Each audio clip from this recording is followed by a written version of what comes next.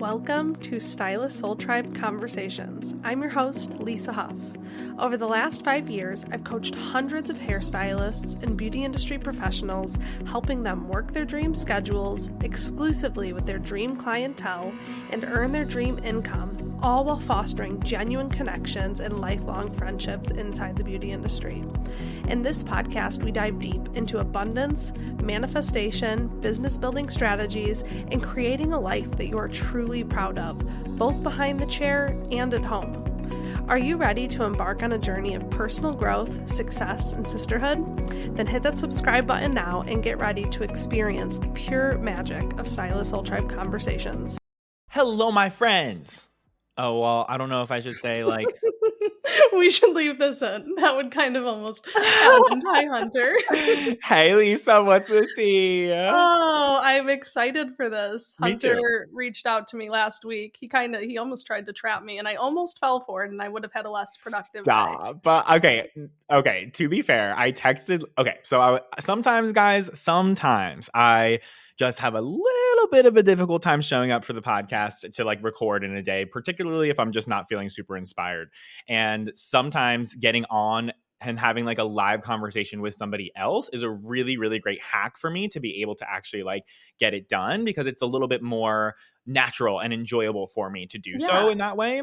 So I text Lisa and I just say, hey, are you free right now? And then she calls me. So it's not like, it's like you called me. Okay. You called me and you didn't ask me what it was about first. So. No, I didn't know if it was crisis. And Hunter's like, can we record a podcast right now? I'm like, oh shoot, I'm not that free. No, I have a lot. I have a big to-do list I should do, but let's do one next week. So that's why we're here. And I totally agree. And anybody listening to this, just think about what it would be like to just sit alone in a room and try to have an entire meaningful conversation with yourself that makes sense. It is very difficult. I have a hard time doing solo podcast episodes as well. You're way better at it than me, but I don't blame you one bit when you just kind of hit that rut that you're like, I can only say so much to myself for so long before I even know if anything's making sense anymore. For real. And so it's been 2.5 years now. So like, luckily, like I've gotten really comfortable with it at this point, but it still is hard. Particularly for me, it's because I'm only listening to myself and I'm not engaged in something in a conversation. And so therefore I am over analyzing every single thing that I say.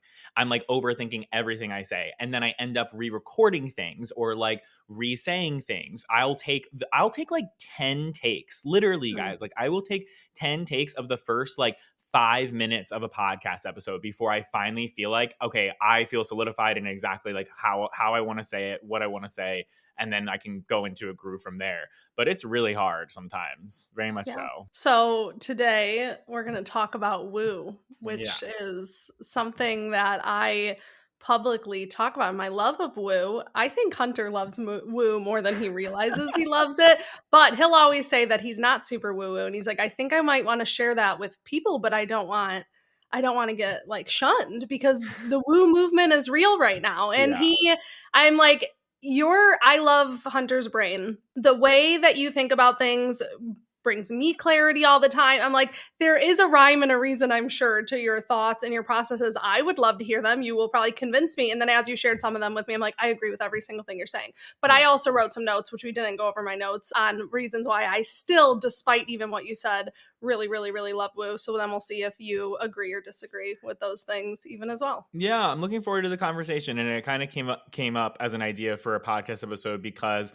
in my like community and just like in conversations and even within my own team, because my team is woo-woo themselves, like all their personalities and what they're interested in, they're very woo. We just like always joke around about how I'm so like woo adjacent and like I'm like not into it. And I always just kind of like laugh it off. But I had like a moment recently where I really took a step back and I was like, I think it's important for me to like explain why I may seem dismissive of the concept, because it's not just because I think it's bullshit and I'm just like, it's bullshit and I'm not going to waste my time on that. I do have like legitimate reasons for it, but then I also do, and you and other people in my life have made me kind of realize like, oh, like I do kind of like dip my toes in, but in like ways that feel really good for me. And so in today's episode, I guess like, and in this conversation that you and I have, like what I would like to do is like explain the reasons why I tend to have a little bit of a, I don't know, weird feeling around those things, and why I kind of like to distance myself from those things. But then also like how I believe it can actually be really good. And I want to disclaim, just for anybody listening to this, that like this is just like my own personal experience and like my own core values and like how I show up in my business and how I show up in my own life. And I believe that like whatever it takes for anybody to achieve like happiness and clarity like in their life, like you pop off and you go ahead and do that. But I think like can where the issue lies is how far we take some of those things, and also like how other people like use those things and then exploit others to for Mhm. their own benefit. So we'll dive deep into all of that stuff. Should we preface with what we even mean when we say woo? Because Well, I yeah. think that alone is, some people think it's like religious. Some people think it's manifestation. Some people have no idea what we're even talking about. Some people think it's meditation. Some people think it's yoga. Some people think it's like a hippie head shop. Like there's so many different thoughts of like, is it psychic mediums? Like, what are you even talking about when you say woo? So what is your perception when you say woo, and what you're even talking about and referring to? Yeah, so I feel like it's interesting you're asking me this, because when I was like writing out my notes for this, particularly about like the things, the spaces in which I do find usefulness for myself within this category, I was like, is this even considered woo? Right? It's like, and I Mhm. think I think for everybody's, I don't know, field of study within this concept, it's going to be different definition for everybody within their own Totally. experience and what they've been exposed to, what they've learned, et cetera, et cetera. For me, it's like it can go from, I don't know, like ancient teachings of like older civilizations and like what they believed and what they practiced, and like monks and Buddhists and all that stuff, right? I feel like a lot of Mhm. those concepts have influenced, and this might be very controversial for me to say this, but this is just my Mhm. tea, like have Let's do it. influenced like the more like whitewashed like version of the modern woo that we see today. And I think it's really important to even talk about if there's some cultural appropriation around that, and maybe that's why you feel, It can an be. adverse maybe, who It's a knows? it's a it's a part of it. It's a part of it for Mhm. sure. But then I also like, and then there's the other side of it as well, which is like the crystals and the manifestation and like how energy moves, and then like the universe and then the stars aligning, right? And like like that's like what I'm saying is like it's difficult for me to really pinpoint exactly what it is. I guess I could definitely say what it's not. Like for me, like what is not woo is just like tangible, literal, factual, data driven things or like Fair. scientifically backed and proven things, like physical things that are you can just like make real. As we get into it, though, you will find that there are some scientifically backed Yes, things, and you'll yes, own and those. I will But bring that there's up a lot later. that aren't. Yeah. Yes. Even if someone who's trying to sell you a $10,000 course says so. Yeah. So that's like how I would that's like my own like perceived notion of like what the general woo umbrella kind of includes, if I'm trying my best, I guess. But Okay. what is it in your definition? Yeah, so I would just say, and this is really interesting to me because I chose as my identity to say I'm into woo in like very formative years of my life. So like I feel like my prefrontal cortex was developing when I was getting into these things. So I don't know how many of these things would have happened on their own as I became an adult and had a clearer outlook on the world, like whether I had woo to put myself into the category or if that was just happening simultaneously. So to me, woo, it's so weird to talk about. I would just say is like energy. It's an exchange of energy. It's the things that you can't put words to. Like I've read a lot of woo books, and it's like, who am I? Is this is my body, so that wouldn't be me. This is Yeah. my brain, that wouldn't be me. I can observe my brain, so like consciousness is its own thing. So I that's like kind of my perspective is like energy, consciousness, how energy works inside of the universe, and how something as small as our thought, maybe even if I can't right now sit down and scientifically prove it, I whether it's coincidental or not, or again then you can get really spiritual with it. I don't know, everybody's faith, and I don't think that I don't want to say isn't relevant in this, but like I think of it as all encompassing, but to me it's a very spiritual element too. And I have my own like religious traumas and things that I've been through, that like sometimes these like all-encompassing things, for me it is a lot more of just like faith and spirituality, but it feels safer and more comfortable for me personally. Right. So I would call it energy, but I agree, everything we've talked about, meditation I guess falls under it, crystals I guess falls under it, but then you can even say, does astrology fall under it? Like it's Right. so big. But for me personally, my spiritual awakening, I'll call it, like I just vividly remember a period in time when I really got into reading these things, researching these things, and coming into my own like human. It was like law of attraction, mindset, the energy that you put out is what comes back into you. And like that really shaped my life when I noticed that, started taking it serious, and then my life drastically changed after that. So that's mine. So it's funny you touched on how like, who am I? I literally am audibling a book right now. I think it's called The Untethered Soul. I can't go into my phone right now because I'm using it as a second camera, but I think that's what it's called, and I have no idea who it's by off the top of my head. But it was explaining that, and that it was like the first chapter, and they explain it in a really great way because it like walks you through like understanding and like really noticing how you have like these thought patterns, and noticing like how you are like the observer of everything that's happening in the world, and like, but who is the observer? Like, who actually are you? And so that does make me feel like, right, like the like having consciousness or like having a soul, right? Like that, that's like kind of like an unknown thing. Like there's no like proven actual science to that. And in that case, go ahead. Does that bother you? You being someone that wants, like, do you sit and dwell on those things, or you're just like, I know the No. research isn't there, so it doesn't even like stay in my For brain me, it's just like it's not even like worth spending my energy trying to because figure you're out. not going to crack the code. Yeah. Yeah, exactly. Like it's just like there's no end to it. So it's like I might as well just not even worry about it or think about it too much, you know? But I did find the explanation to be super interesting and a little bit freeing too, like how you are like this soul, and like you get to like make the decisions about how you live this life and all of that stuff. I thought it was fascinating. But yeah, your definition of woo makes sense. And for me, like, I don't know. I've never said this publicly, I don't think, because I just get nervous about like, stigmas and things like that. But I do also think like I have a very slight touch of autism because my dad probably definitely does, and my older brother does as well. And because of that, I also just have a really difficult time with like anything that isn't super provable or tangible, and that's why I'm so strategic, and that's why I think about things in such like a direct perspective sometimes, I feel like.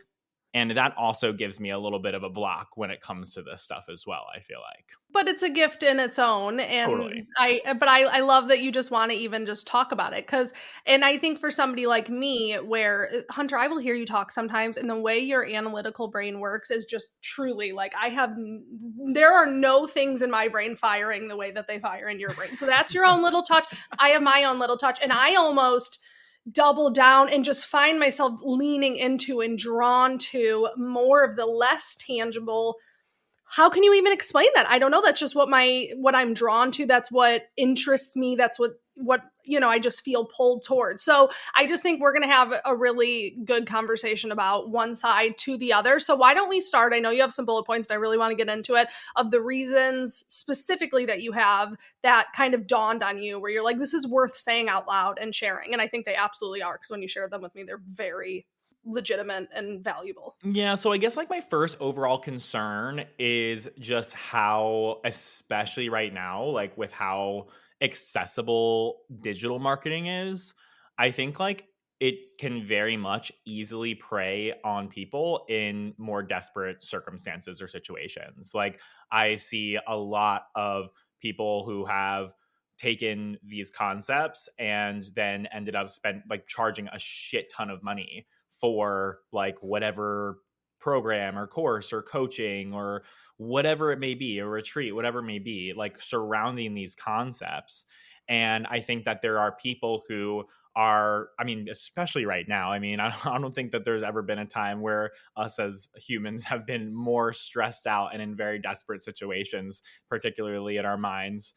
And, you know, when you're in that type of situation, you are looking for any solution. Like, you are looking for any type of help to like get out of it, you know, and like to get to another side of it. And I think that it's very easy to take like traditional like psychology and marketing concepts and like take something that isn't actually tangible Yeah. and then like manipulate people into spending like thousands of dollars and then like saying like, oh, if you join my program then your life is going to be perfect and you are going to manifest your, I don't know, your bad relationship away or your Mhm. hatred of yourself away, et cetera, like whatever it may be, or your money problems away. I mean, obviously that's like a really manipulative thing, you know, Mhm. to like say, to even think or say that or advertise that. And so I just think that becomes very problematic. And the capitalization of it all and like the exploitation of it all, like really turns me off, which makes me want to separate myself from it as much as I possibly Fair. can, you know? Yeah. Yeah, because you don't ever want a message that feels like it's coming across as that. Even if, I mean, I know you just held a retreat in Savannah where they do lots of what from an aesthetic would look like really woo things. You don't want to be like, come here and everything will change your life. I think this was another thing I said to you of one of my biggest struggles with it is the exploitation. Absolutely, that's a fantastic point. I think we can all relate to that and think of, you know, things that we've seen that happen before and how quickly, you know, toxic and destructive that can be. What's also trippy and what I think attracts people to creating content like that is the safeguard of like, well, if it doesn't work, then like you didn't do it right. Like you didn't use your brain right because whatever you think is what becomes real. And I was saying this to Hunter when I was also going through my spiritual awakening, my prefrontal cortex was, you know, forming whatever was happening. I was like really into this stuff. I was really researching. I was really just like figuring out who I am.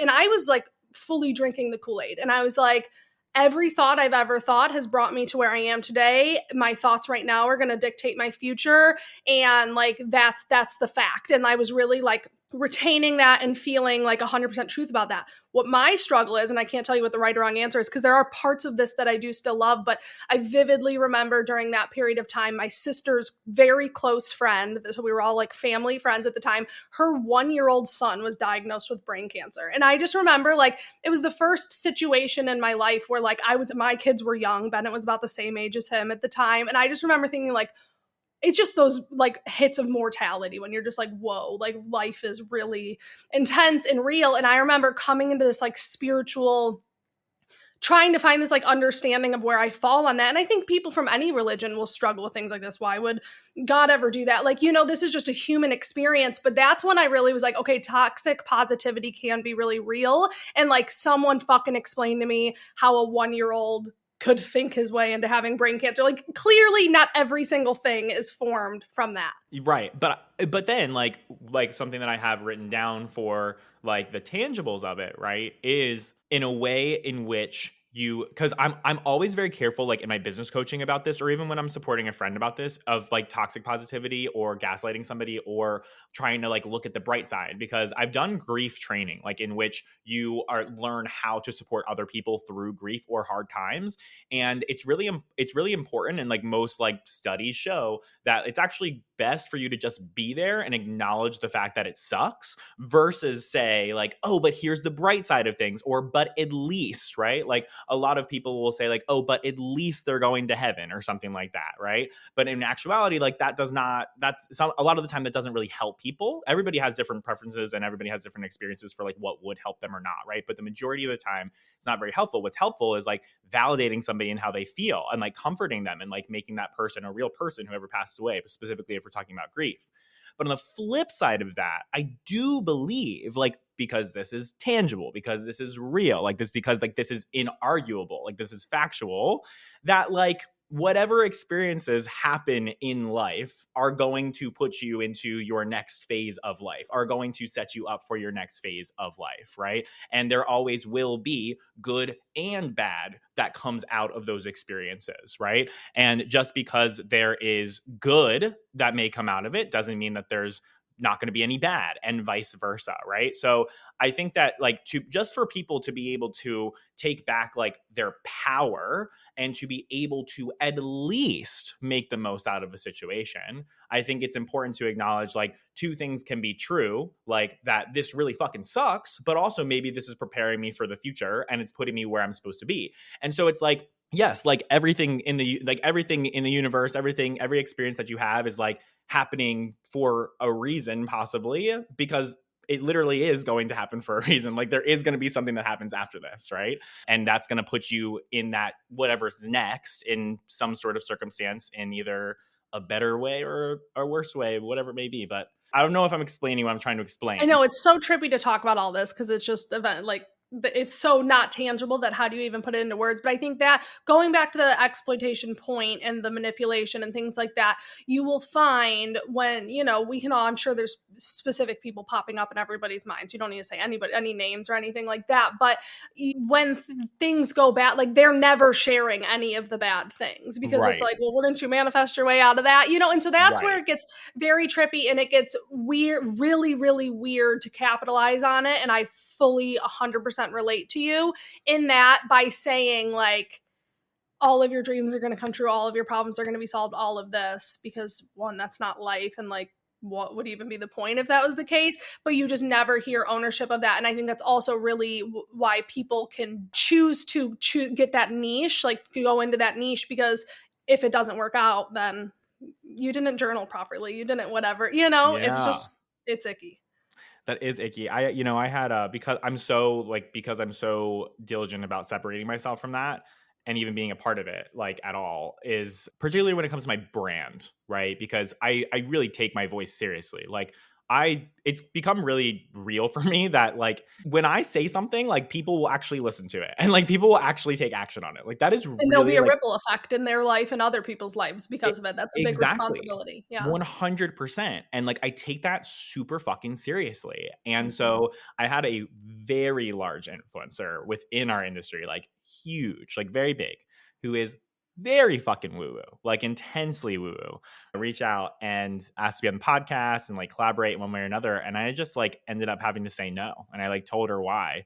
And she like tried to like tell me like all the reasons why like it probably would be fine and like whatever it may be. And I was just like, I can't do it. Like, Yeah. and it's that, and although, that would be great opportunity for me, great exposure for me, it just like you said, like, I don't want anybody to ever feel like, oh, well, I'm not making the money that I want to make because I'm just not like thinking my way or manifesting hard enough or Mhm. dreaming big enough for myself or something like But that. can I say my version of Woo Hunter? And I remember when that situation happened, I'm so proud of you for that. But my version of Woo, like, is that was like kind of woo of you because your intuition spoke to Yes. you so clearly and so loudly. And like, that's what Woo means to me, not just tag along with the next person who's like, posting sunshine and rainbows, but like you had an internal gut reaction of like this Yes. isn't the right thing to do, even if it seems like it could be a lot of opportunities. Like that to me is a spiritual experience personally. I have that down as one thing that I don't know if there necessarily is much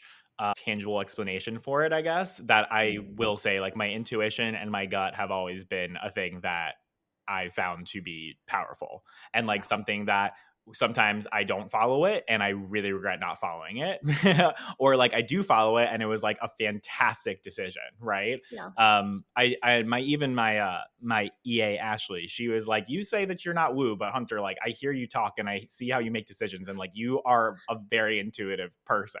Yeah. And I was like, honestly, like that's true. Like I feel like that is some woo that I can get on board with. Totally. And can I touch on this? Because I also feel like I found that my intuition and I found that through this like experience I'm telling you. And again, could I have gotten really involved with the church and had the exact same thing happen and that was just what I was seeking out was something Mm. towards the untangible? Maybe. Could it have been any other direction? Probably. But for me, that intuition was like I never even knew that that was like a thing. And I the way that I was raised, and again, my parents were never trying to do anything wrong, but even still, when I'm around my family, high vibration conversations, now that I'm looking at it, literally never. took place. Yeah. And so for me, discovering this was just like, I literally never thought about this. I used to wake up and think like, what's the next problem? What's the next struggle? Right. This is going to go wrong. The president is going to ruin everybody's life. The weather's going to, this bad thing's going to happen. This asshole's going to cut me off in traffic. Like that was only thing that I think my brain was conditioned to do. I feel like I'm being a little bit harsh on my parents because I'm sure it's not quite that but strong. But once I read, for me, it was The Secret, which is really cheesy, but that's what it was for me. Once I read that and I just realized like, when you think like that all the time, no shit, you're going to be upset all the time. You're going to be angry all the time. You're not going to make any positive impact on the world or other people's lives because all you're looking for is problems. And I'm assuming you weren't raised in a similar way just from the conversations we've had as we've become friends, that for me, and I think for other people who didn't have that like conditioning from a young age, it was what it took to really like shake that and break that completely, or else I would have just continued with that thought process and I wouldn't have created anything of substance because my whole life would have been about the next complaint, the next complaint, the next complaint. Yeah. And, I think that's where it comes back to. It's like whatever it's going to take for you to get there. Fantastic. Because for me, like my translation of that and what I would like to practice more often is just the like just being like the awareness of the primal instincts that you have to always be focusing on the negative. Survival. Yeah. And that's where this is like scientifically, like it makes sense for me, Mm-hmm. it's like this is our primal instincts. Like this is exactly what our brain wants to do all the time. But then having the awareness that like, hey, you kind of do have like at least the option to try to focus on other things or to look in a different direction and wake up and not have that same narrative or story all the time. And, again, like however you get there, like fucking fantastic for you, dude. Like you unlocked the code. Like that's fantastic. Now let me ask you this, right? Because I've noticed multiple times when speaking with you and just seeing how you move that I think you create really strong boundaries for yourself around like negative energy and things like that. Do you find it to still like, although you have learned these concepts and they've been really helpful for you, like do you find that you still have like moments of vulnerability, or do you find like tell me like Completely. like tell me about that. Tell me about that. Like how do you make it so like do you have like moments of fucking real life where it's just like not everything is fucking like this crystal is not going to heal me right now? Like I don't know, like tell me what the you know that. Are you asking me that for people to I'm hear? asking you for people. Okay. I'm asking you for people. Okay. Abso-fucking-lutely. Again, we are humans. That is instinct. I will also say the people that are closest to me, I think, get to see the worst, which is probably true for everyone, version. Like my husband would be like, you are not the most positive person that I know because he's my safest person. He's the person that hears my complaints. He's the, so like, but it's also, you think of this like sphere of relationships and things with humans. Once you're not in my like super inner, I get very protective against complaint. Like if Hunter, if you call me, it does not bother me because like if people close in my life are like having struggles, then that's one thing. But when there's people, I don't know how to explain it, that are not in that really close sphere, I am like, keep a 10-foot pole between me and that, because I just don't, I think it is like triggering for me because I see, especially if they're complaining about things that like other people in my life complain about that I've chosen to distance from, that seem very useless and a waste of time and energy. So absolutely. But I also put this for a reason why I do really like woo is for me, it pulls me out of a rut pretty quickly. Now, let me also just say I have empathy for people who are actually struggling with depression, anxiety. I'm not diagnosed with any of those things, but like I don't stay down for very long because like I stay down for a little bit, but it's going back to, and for me, this is just what I'm drawn to. It's you stay in this, you're going to keep bringing more of this. And so that's like that constant reminder, and like gratitude is a huge thing for me. Like I really just, for me personally, that's like the answer to getting out of any low point. And I know that doesn't do the trick for everybody. Some people have chemical imbalances where a little bit of gratitude isn't going to do it. But that's just like, that's why I love woo, is because it's always there. Even when shit is getting really hard, it's like I can tap back into my own like quiet space and whatever, and I can quickly pull myself out of it by just knowing my base level is still high vibe or whatever you Right. want to call it. And this is where it's like, I totally support this. Like, whatever tools you need to, like, be able to do that is like Yeah. so beautiful. Like, that's fucking fantastic. Like, that's Yeah. so awesome. Yeah. But now on the flip side, here's my next bullet point. Okay, tell me. So my next bullet point is, I feel like, and this kind of goes into like a little bit of what we already talked about, but I feel like it can distract from uncomfortable action that needs to be taken, right? So like, instead of doing the thing that you have to do, you'll distract yourself from it by finding the easiest solution, which is another primal instinct. Like, Mhm. we as humans want to exert the least amount of energy possible in order to get like the highest impact in return. And so we don't want to be uncomfortable. Like, naturally, like, we are protecting ourselves from discomfort as much as we possibly can. And so it may be more comfortable to lean into some of the woo concepts versus like, and it might be even more inspiring and shiny too, Mhm. versus, just fucking showing up and posting on social media like you're supposed to. Like the things that you like know are actually going to fucking make a difference. You know what I mean? So what are your thoughts Mhm. about that? Yeah, I just even that last sentence gave me a whole different kind of tangent than I was even going to go on. Okay, so I absolutely think that people use it as a crutch. Distraction, yes. Next shiny thing, yes. But even once you've been in this space for a while, a lot of people will use it as a crutch when they don't want to take action. They'll just Right. continue to heal and heal and heal and heal and heal. It's like almost like you do some work and then you got to find some healing, and then you do some work and then you got to find some healing, but at a certain point you can only heal so far until there needs to be action to accompany Right. along with it. But I also, let me say this, am so intuitive that I also don't want to coach to and don't agree that someone should do things that they fucking hate doing. Yeah. Like, if that's even your sign to like choose an entire career, different career path. But me personally, I'm not going to do things that I hate doing. I'm Right. not, but I'm going to continue to figure out what my new goal or end point needs to be so that I love the action that I am taking. I also think I Mm. naturally love the journey more than some people. So I kind of disagree because I'm like, I'm not going to keep endlessly coaching to someone just post on social media. If that feels inauthentic and disgusting to you, you could look back at, 5 years later and realize maybe you were one of those people sharing something that was, not really relevant, like not true to you. Mhm. So again, I will use that analogy of like the cars on the highway of like healing action, healing action.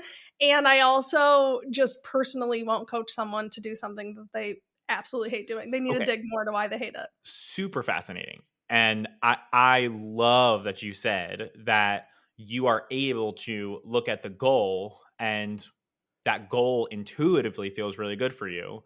So then therefore you'll fall in love with the journey that's going to bring you there. Yes. Right? Like, I think that that's like a really great way to explain your perspective and your own personal experience around this topic. Mhm. Like, but for me, like, otherwise, like, a simple example for me right now, because I'm like really into my fitness and my health right now. Love Like, that. a simple example for me is like, I really fucking hate lifting. Like, Do you even hate it like 4 or 5 sets in? Because I hate it until I get like I hit that threshold where 1, the Red Bull kicks in, and then 2, and then I really, really, really love it. I hate it the entire way through, dude. Okay, fair. I hate having to get up to do it. I hate it the entire way through. I hate it at the end. I'm like, I'm so annoyed that I had to do this today. All the above. I could Mhm. run my little fucking ass off. I could run forever and every day, and I have been running every day. And Mhm. it makes me so happy. And like, I'm so excited to get up in the morning to run, right? Mhm. But like, I know for my goals that I want, I have to do something that I fucking hate. Yeah.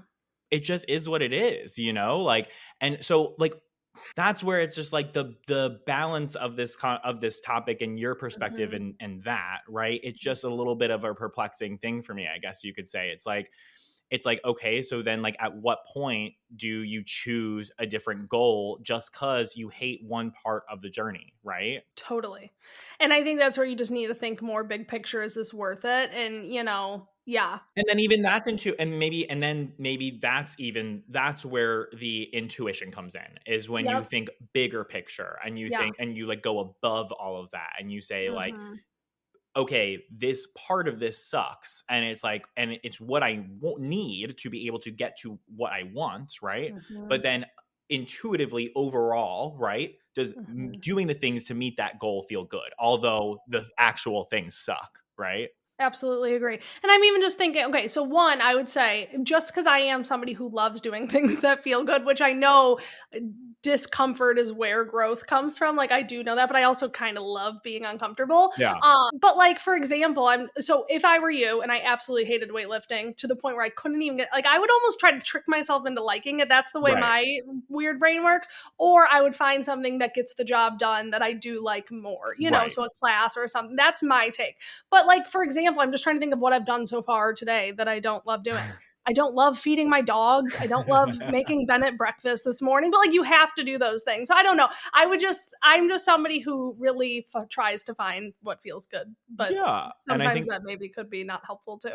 I think you touched on gratitude a little bit at some point in this conversation. And I think, gratitude for the fact that you are able to get up and feed the dog, that you have a dog to Yeah.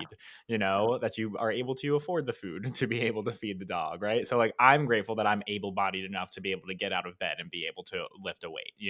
Absolutely. And what's been really helpful for me personally, just with all of this, and maybe this is better for our next podcast episode, but for me, it's just been like, although, and this goes back to, who am I as like the soul and as like the decider of what happens next in my body and like what choices I make, right? Like, although like I may feel like not doing something, like I still have the choice, like I can still do something in spite of it being hard or me not feeling like doing it. I have one more, and I want to make sure that you talk about all the things you want to talk about too. But I have one more thing that irks me particularly right now. Every time it comes So, up, it just kind of pisses me off a little bit.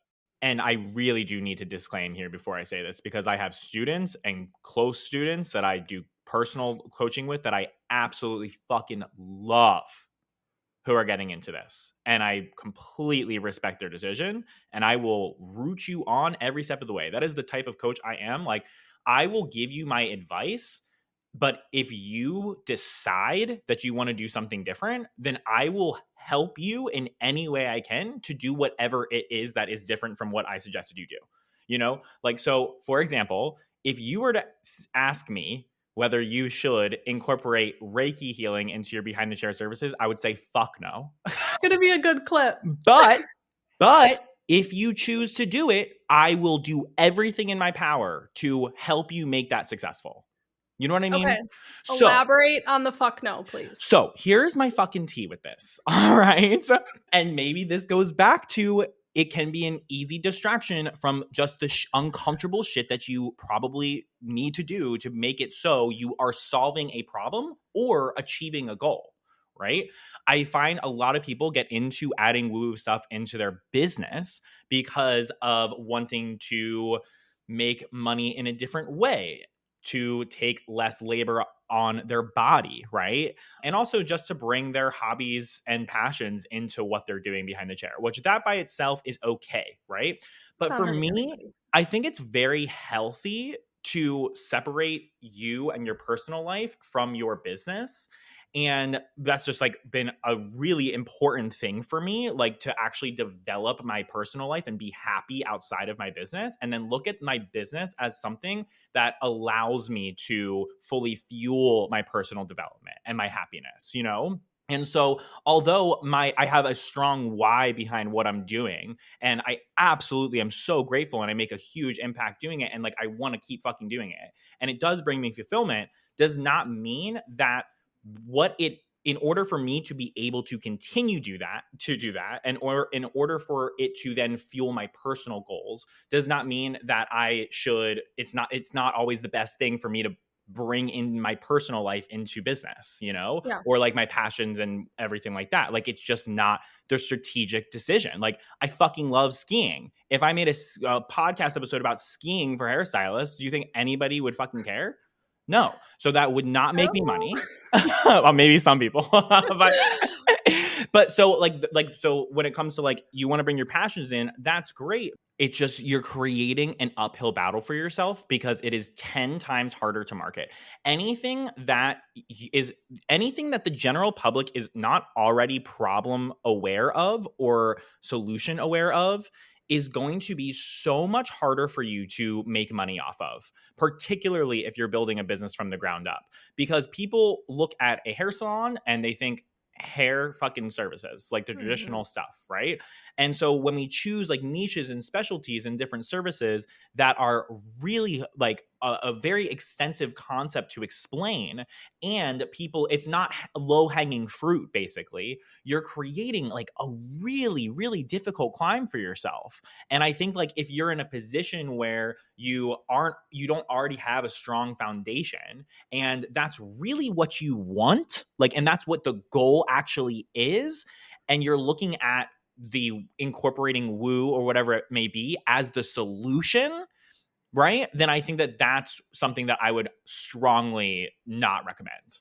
So And just keep that separate in your own personal life. Let that be something that you that's enjoy, like is what sacred you're to you saying. and that you fucking love. And then like, I Why don't turn know. it into It's that? just like every single time I have somebody who asks me and says, I want to dive deep into this niche, into this specialty of sorts. And it's not just woo. I mean, there's so many different specialties in Something between. that's not hair related at all, you would say? Or yeah, or even like sometimes like scalp stuff, even sometimes. Okay. It just kind of depends. If it's just not the low hanging fruit, it's just going to be 10 times harder for you to build a business off of it, you know? So, and especially if you're not good at marketing. If you don't have a natural knack for marketing and you don't know how to explain that, and if you don't know how to bridge that problem to your solutions and make people even aware that this even exists, and then I will further go on to say, unfortunately, also, like, I will say in a lot of business circumstances, I will say your location should not hold you back and does not matter that much. In this circumstance, particularly if we're talking about woo, your For location sure. will fucking matter. As like, it Mm. will hinder you from being successful and in building a business off of solely that concept. So tell me I have your thoughts, thoughts. because I think that you have opposite thoughts, and I'm really looking forward to hearing them. You know, like Mhm. I'm open minded to this situation, but I do feel it's like I just don't want people to put their eggs in that basket until they have a strong foundation of like just steady, easy Yeah. business. You Yeah, know, and you definitely don't wanna, coach to that and then realize 5 years, 2 years later, it's not gonna take long. They now hate that thing that used to be their passion. It's not working for their business. It's hindered their reputation even that they already built just when it came to their hair services. So that's fair. I respect everything you say. Can I give you my take on that? yeah, I'm really looking forward to it.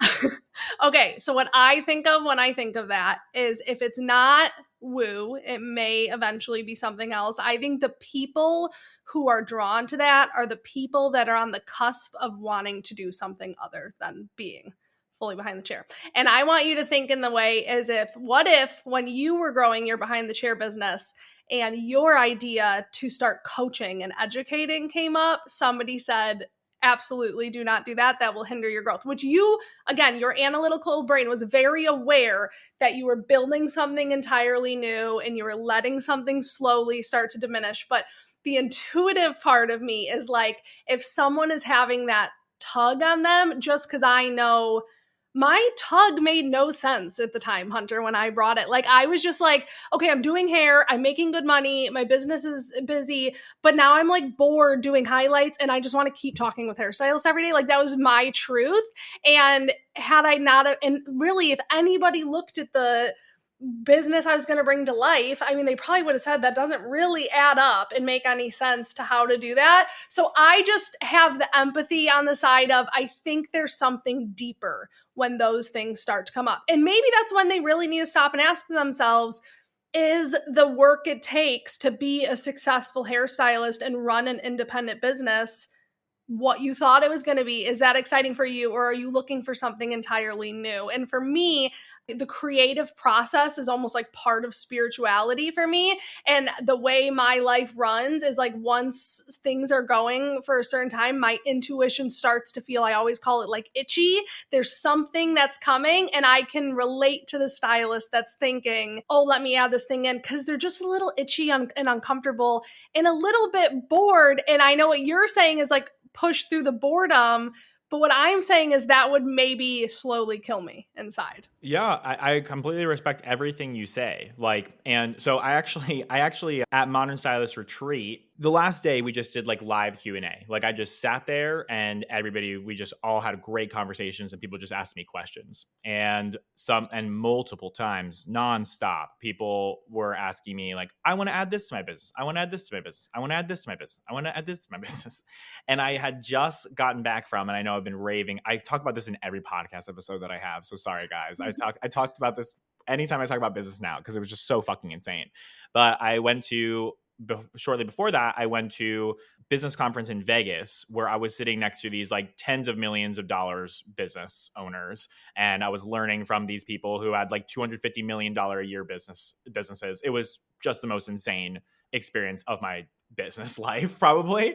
And I was just such a small fish in the room, and I learned a lot from it. And it was so interesting because he was taking Q&A from the audience. And these are tens of millions of dollars business owners, like people who have really strong foundations for their business, right? Like they've already fucking built this shit up, you know? It was so interesting how he would respond to each of them whenever they asked the mentor if they should add this, or if they should focus on this instead, or if they should specialize in this, or whatever it may be. What he would say every single time is like, you already have something that's fucking working. Like you already have something that's low hanging fruit that people want to buy. It's like, why are you trying to distract yourself? Like you just need to keep on doing the things that are working over and over and over again.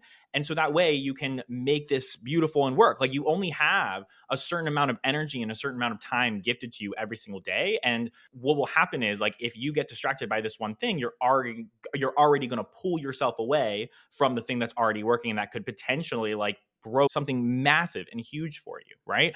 And so the way that I brought it back to the retreat, and the reason why I'm bringing it up was because one of my students, so I was saying the same thing to my students, and one of my students there was like, well, isn't that like what entrepreneurship is all about? Like, isn't it about like having a dream and always looking for new ways to grow, and like always like looking for how we can like, you know, grow our passion within what we're doing and blah, blah, blah. And I was like, honestly, like that is what every motivational speaker will tell you. Like every time you like watch a motivational speaker, they're going to tell you like, follow your dream, like go fucking kick some ass, like do whatever, like even if everybody says you're crazy, like go do it anyway.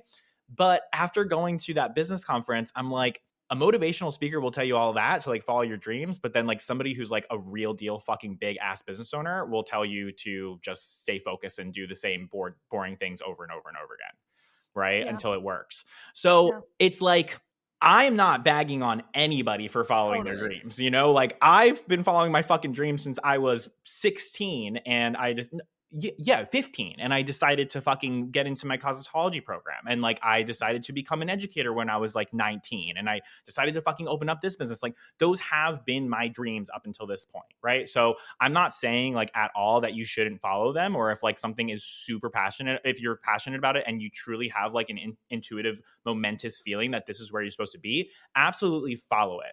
But if you're going to ask me for strategic advice, like safe strategic advice in which I will tell you logically on that you can paper, fall asleep at night because you know you're giving them advice that will give results. Exactly. Like, so if you want results, like if you want numbers, right? Like if you want actual things to happen for you, then that is what I'm here for to tell you.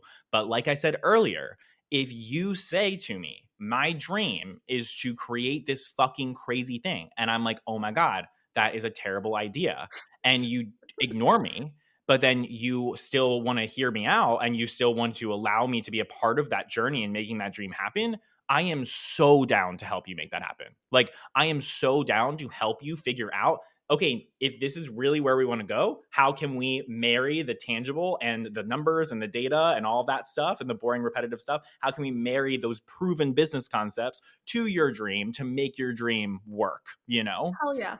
Mm-hmm. So I really appreciate your perspective. Same. And yeah, same.